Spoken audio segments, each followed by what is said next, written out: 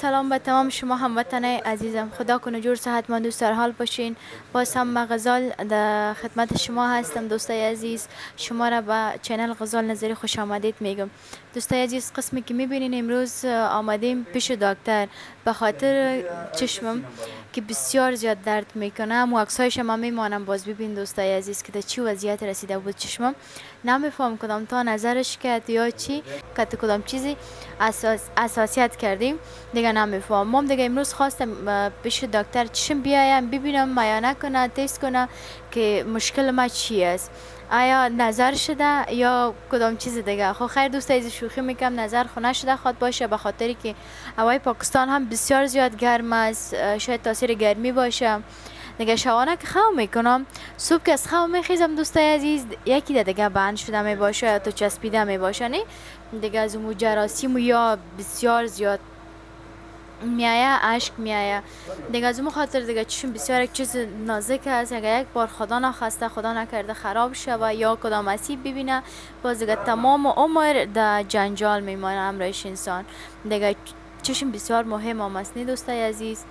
از اون خاطر خواستم بیایم پیش دکتر یک بار تست کنم ببینم که چیه. باز شما هم به ما دعا کنین که مشکل ما جدی نباشه، به خاطر که شاید هم فهمیده شوه یا نه نمیفهم. به خاطر که من دردش بسیار زیاد حس میکنم، وقتی که مشگک میزنم احساس میکنم چشمم زخمی شده دیگه. از این خاطر خدا نکرده باشه که تو کدام چیزی باشه. خب بازم دیگه ببینم که چی میشه. به خاطر که دوستای عزیز من خرد بودم، شاید 10 ساله 11 باشم که من عینک میپوشیدم تا بسیار وقت، تا سن 18 و 19 زیاد وقت عینک میپوشیدم. بعد از او دیگه یک چند ماه میشه که من عینک مکمل کلا ماندیم، به خاطر که بسیار زیاد عادت کرده بودم. یکی از خاطراتم دوستای عزیز که عینک در چشمم می بود، بازم سر صدا میگم که عینکایم کجاست، عینکایم کجاست. باز مادرم میگفت اون در چشمت، عینکای در چشمت است. بسیار زیاد عادت کرده بودم. باز دوستا آزارم میدادن، میگفت که در روز عروسی در لباس سفیدم تو عینک باید در چشم کنی، به خاطر که بسیار معتاد عینک شده بودم. از اون خاطر من بخی ترک کردم عینکا، مگه مال باز دیگه چشمایم بسیار وضعیت اکایش خراب است و ببینم که دکتر چی میگه. از اون خاطر دیگه من هیچ آرایش هم نکردم دوستای عزیز. اگر پیش دکتر آرایش کردگی بریم، دکتر چشم باز میگه که این آرایش سعی که آمده که چشم درد آمدم.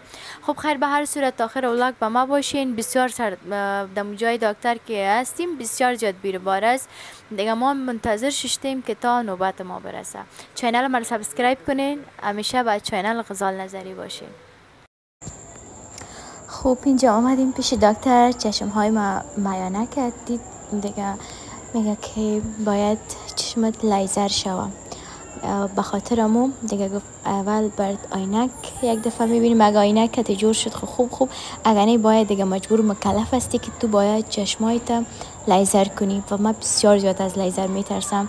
خدا کنم رای عینک جور شوم و فعلا هم دیگه به خاطر که چشم بسیار زیاد وضعیتش خراب بود، از اون خاطر گفت ما نمیتونیم که صحیح تشخیص کنیم و نمبر چشم تا معلوم کنیم، باز عینک بدیم. از اون خاطر دوا گوبرد میتیم.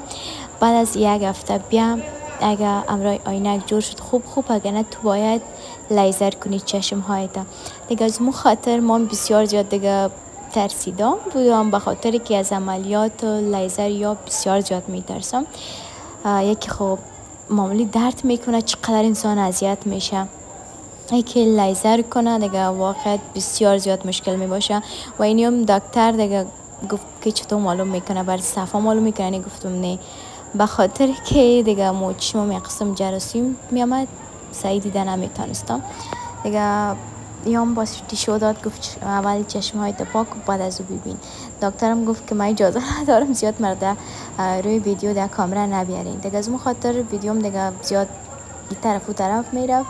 اینجا هم دیدیم دیگه واقعا چشمم بسیار با مشکل میتونستم و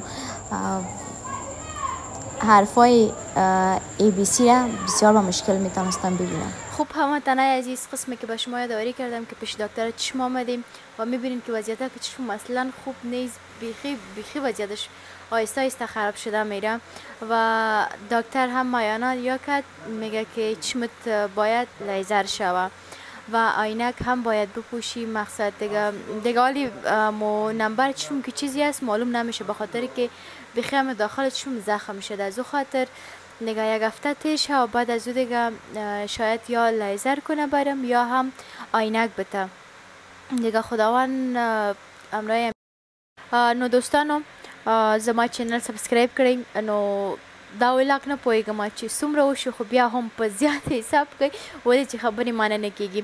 لږ شان د لارې ویډیو هم دسته اخلم، هغه هم وګورئ. نو زما چینل سره پاتې شئ او چېرته مه ځئ. ښه وختونه ښې شېبې. الله حافظ.